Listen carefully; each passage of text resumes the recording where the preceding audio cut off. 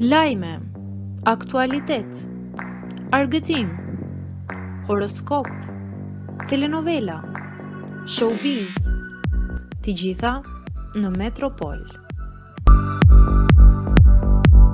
Bëni subscribe në faqen Metropol. Dy ëndra kam pasur në jetën time. Qiljeta Gjilaga prek me rrëfimin. Këngëtarja e njohur Qiljeta Gjilaga është rikthyer në skem pas 7 vitesh pushim, ashtu siç edhe ajo vetë thot. Qiljeta ka kënduar për publikun në një nga klubet e Tiranës dhe është shprehur shumë e emocionuar për këtë fakt. Ajo ka bërë një postim të gjatë dhe shumë emocionues në Instagram ku shpreh të gjitha ndjesitë e saj. Ja çfarë shkruan. Kur më mori në telefon Xhani dhe Mika me atë dialektin e tij prej Korçë dhe më tha: "Çilkë, kemi menduar të organizojmë te Escape një mbrëmje nostalgjie dhe duam të kemi ty." Mua më ra bomba në kokë, 100 mendime më erdhën në mend. Bobo ka marruar të këndoj. Bobo rrezik as këmbët nuk do i lidh dot me ritmin. Nuk e di si do dal para gjithë atyre vetave kur akoma s'jam dobësuar sa duhet. Në 1 sekondë mblodha veten dhe i thash vetes: "Ftillohu me gomare, Selena. Dil këndo dhe bëj atë gjën për të cilën ti ke lindur të bësh." Dhe ja, mes 100 pasigurisht në mendjen time vendosa. Sigurisht e diskutova me tim shoq, me banin tim dhe ai si gjithmonë më tha: "Bëj si ta ndjej zemra jote."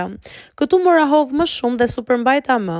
Ika me vrap tek Joni Peçi dhe i thash: "Bëj zemrës tate një kostum serioz se do këndoj."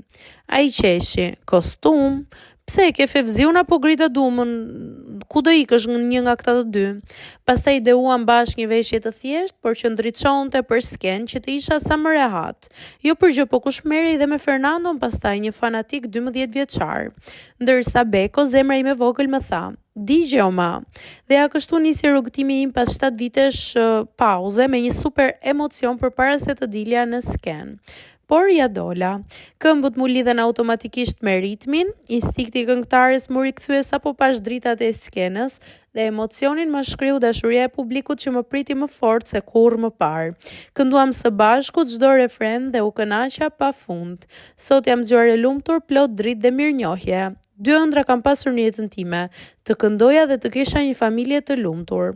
Faleminderit Zot që gjithmonë mi ke plotësuar dëshirat dhe s'më ke lënë kurrë vetëm, edhe pse mami më lindi vajzë të vetme.